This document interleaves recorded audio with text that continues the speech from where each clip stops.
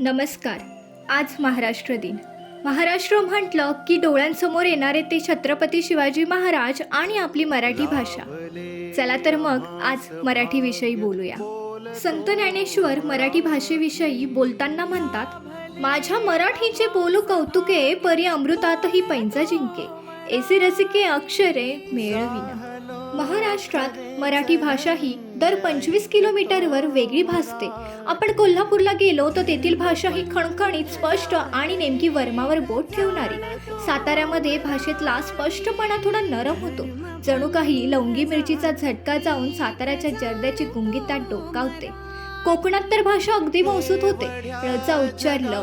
नदी जशी वाहताना वेगवेगळी वळणे घेते, तशी मराठी भाषा ही वेगवेगळ्या भागात आपली नवी लय धारण करते, पण मूळचा गाभा तोच. महाराष्ट्रातील साहित्यिकांनी मराठी भाषेला नटवून थटवून शुद्ध केले. महाराष्ट्राच्या आचार व विचारांच्या परंपरांनी तिची जडणघडण केली.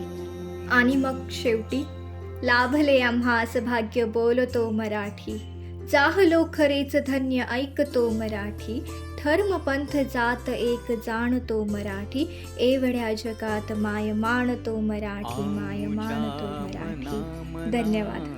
दंगते मराठी.